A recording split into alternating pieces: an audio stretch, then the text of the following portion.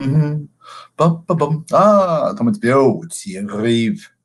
Sibdíon ag léamh riint scéalta na uíochta as Americád an 8ú lá fichiid mí anhair 2019 agus ceirta sin ar a glúdach. Beidir nachhuiir se omlán saléir go dtí go meanaí an tuair a bictúr. Séard atá an ní go nach dom pasú bheith lorg focail níor smuoine me mar tá focail sin cho coitianta. Glár láib slodda drí nach eisteach sin chuir mé gealamh nach bhfuil focail mar sin.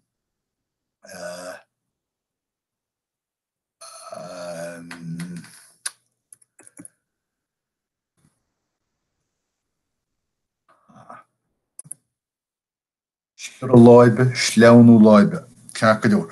Okay. So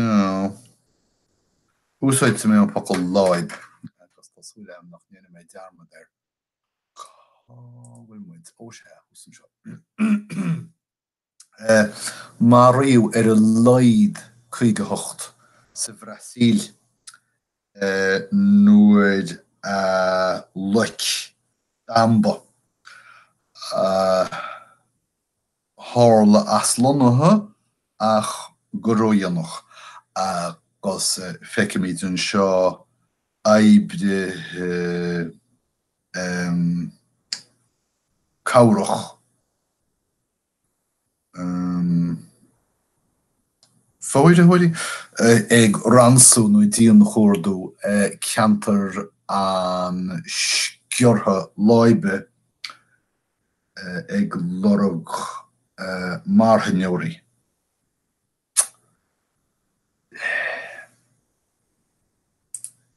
Ní maithlim an focail sin.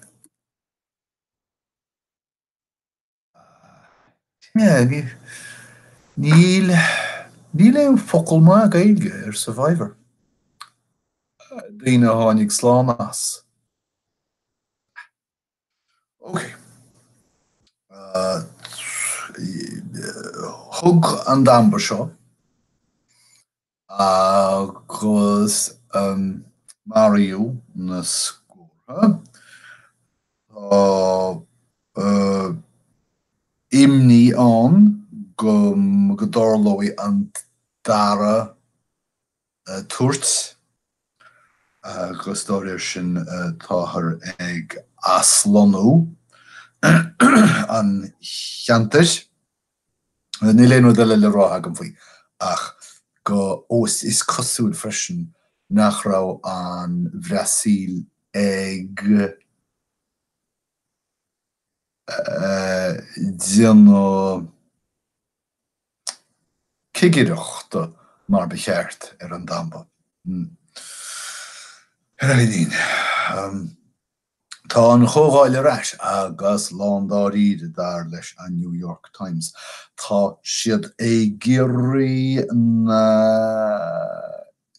chláid aibre a thocrú. Go dtí seo ní rá an teach na nionadaithe agus an seanad ach meáte ar rud amháin. Sin seimhreú na bíordaí agus dlíthe aithriú ar mhaithe le comhlachtaí móra. Tá tosaíochtaí ag aithriú anois agus teach na nionadaithe i seileadh na Néalmhach. Agus táthar ag lorg córéiteach éigin ar Phládáil teorann ach sean déanlaí mar sin féin ag chur a glár aibre féin i láthir chlár aibre a maniú báirde margheall an dúna rialtas. Agus tá sé tar éis 10 thuairt don teach féchuint an féidir leis an rialtas déilte seo chomhaibbriúí well, ní rialtas ach Parliament. Okay. Geilleagar an domhan. Níos aineolaí mise geilleagar an domhan ná geilleagar in éachar. Ach is léir go bhfuil tar imníoch faoin sáin seo, más féidir sáin a uirtir, ina bhfuil bailsciú íseal, borra íseal, agus tá an dóráid sin cineál geilleagar an domhan ag breiteoireacht.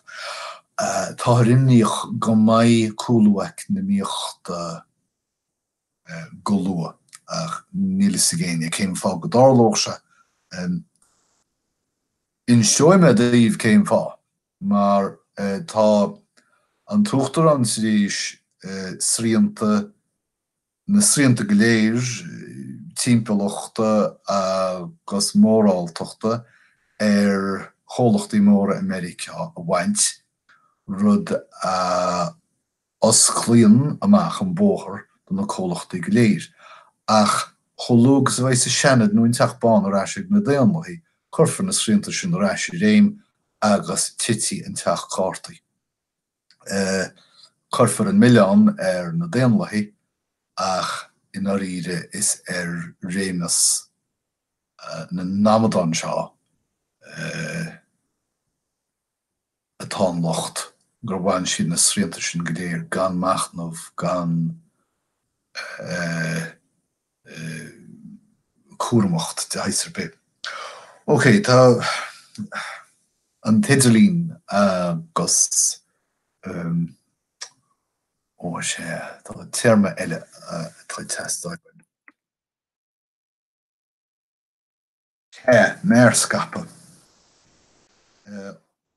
Tháinig an pictiúr seo suas ar LinkedIn mí nolog.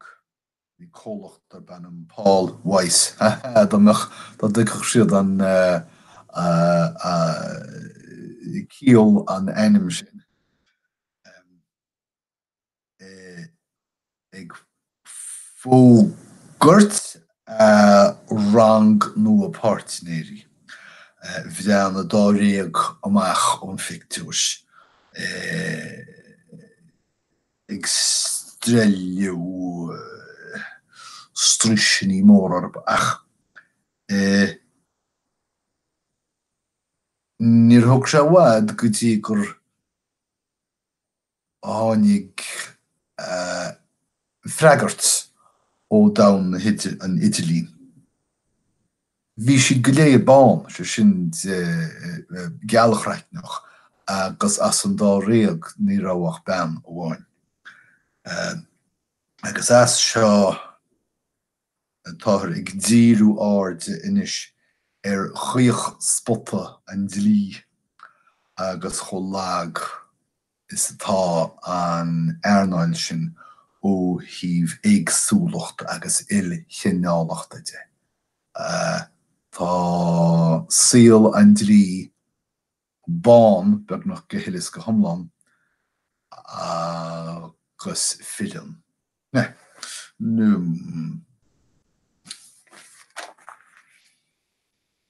Tá rághfuil siochan ar ais san Afghanistan ach má sé a feitís ar na mrá rivan siochan seo mar is cosúil go mbeidh an Taliban ar ais réim.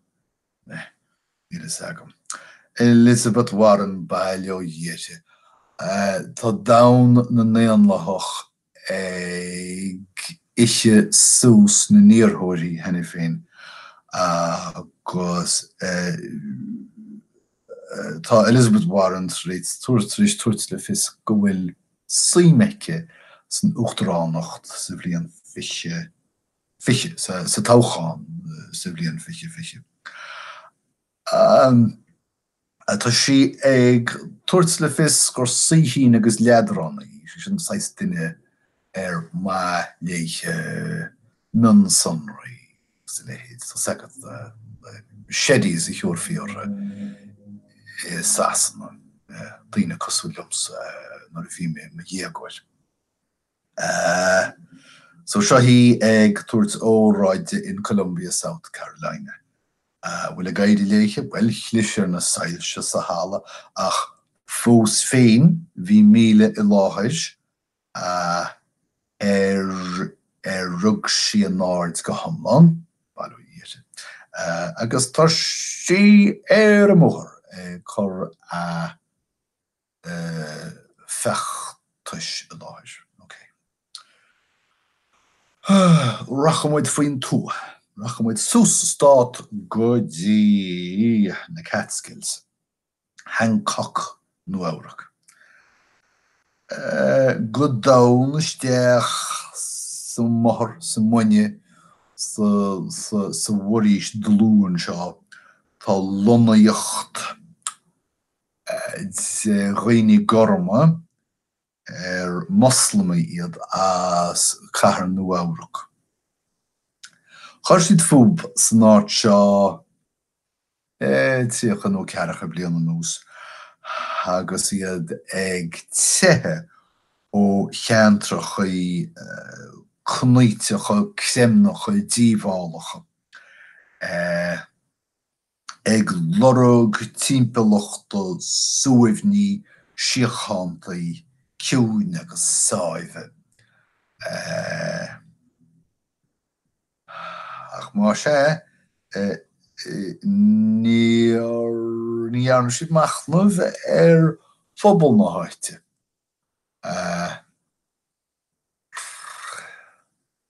Nuair bhíonn tú faoin tú, caithe tú daile le daoine beidir nach bhfuil ideachas maith acu. Agus go dtíobhain,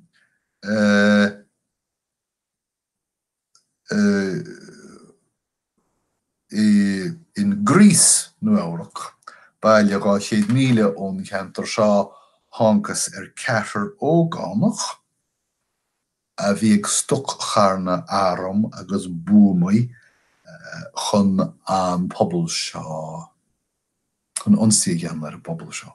Grána. OK. Búmaí sna Philippíní, sa Nord-Eaglas, go sóhfuil tíú. Pí bliana I Canada, tan wetsuit in sa cholóm Británach, ag gira pí bliana alla a chuineáil ó na dailte. Tá gás nádúr éis sin ceanna Sarah áil ghúil mar foins cuachta. Agus tá Forbert dianta ag cuacht in nuite. Tá idí gaí teas a dain stuff mar sin. Solas ar nó. Nó Eorach agus an Parliament stáit. Tá sé nithe ní nó Eorach. Táthar ag tuairt le fios nach bhfuil stát amháin sa tír, níl sagam cén stát sin bhfuil reachtas dailte sé sin go bhfuil an reachtas dailte faoi rá fáirtí seachas ceann amháin. Bhfuil Bill de Blasio ag ghearr seasta den Uachtaránacht? Béidir, ach ní léine tuairt áirtear. Céim fá go bhfuil muid ag ceannach na nuacht tán tabloideach go fóil, nuair a eicimid nach bhfuil an tuach bréaga. Mar is even lína scéalta. Séastúr na cánach, well, tá dlíonú cánach I bhaim im líana agus go topan táthar ag fáil amach. I measc ícóirí cánach go bhfuil tar a caiiliúin airgid seachas ag sábháil airgid a bhuichas le Donald Trump agus na poblachtánaí. Ja, da ceir a hálos an ceú láid mí abrain nó a eices a leid agad a techt reis. Sin agus na cholachtí móra mar a réime. Gracie Gold. mé machten ver sin caiime terma eile.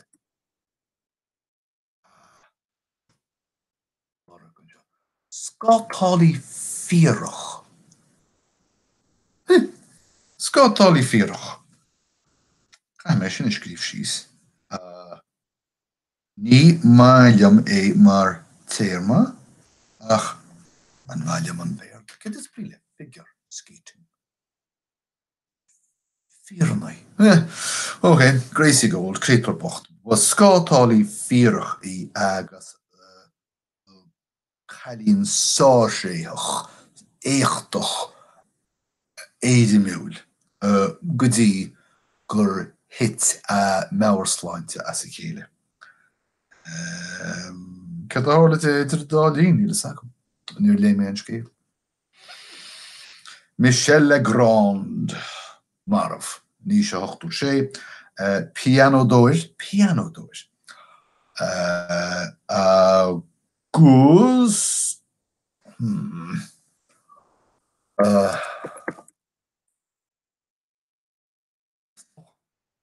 Agus mé scríomh síos is. Il me go rá pocail seo agam ach níor tháinig sé agam. Piano dóir agus comadóir. Comasach. Tá My Fair Lady fós Broadway agus tá se faoi bhlá go fóil ag Forbert. Níl mór an eile le rá ach mar réon termí tu go leor termí agam. Rionn teacab a bhí agam ach nach bhfuil bháin a hanga agus dá réir sin tá me á dúirt dumsa agus daobhse. Trasníl. Íhan am an termar sin fiú agus me iníon ag trasníl arm an tá mar fad. Stokcharn. Tá sin agam. Bon fiansapol, bon chloch. Dóchan.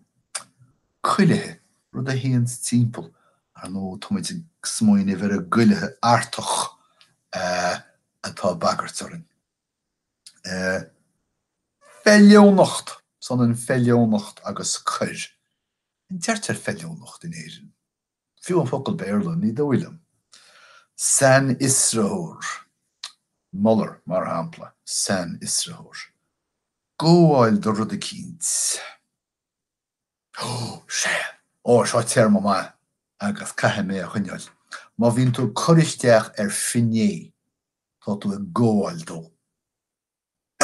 Dine mé dermad ar sinna gan bháin ó seachtaine. Ach, nó an íirecht a chuineáil is máile mé. Bach an cheartas. Cheartas. Sin terman nach núsáid sin minic go leor. Agus siad is bach a cheartas seán nó stop a chorle. Ceartas ar nó. Bhfuil sé. Cuimhlinn leasa. Nuair atá tú fáil leas ó dhá rud atá in airce chéile. Tá cuimhlinn leasa agat sa. Éirí as ceannach a le eil. Má tá tú deanú rud go lebrannach tá tú a dhéanana go tútach. Má rinne tú droch rud do chuine agus má ícinn tú as níos déanaí. Tá tú déanana leor gníomh. Tá tú cúteamh an méid rinne tú. Droch ide má olangíonn tú faoi léasa aprimis tú fáil droch ide. Is féidir an mhargaidh a bheith ciún, íseal agus leabh. Agus chás sin is tócha go bonan an trí pocail sin. Ok, sinna méid. Tá súla an gur bhain si úsáid nó tairmhe nó tainmh éigean as nó focail sin, as na scéaltar sin, agus nó focail a gitéire. Agus go maimmuid a cainslí chéile rís sa a bhd. Súla agam. Ok, idir a dálín, focail mé slán agah. Cábhail se, ó se, úsam seo.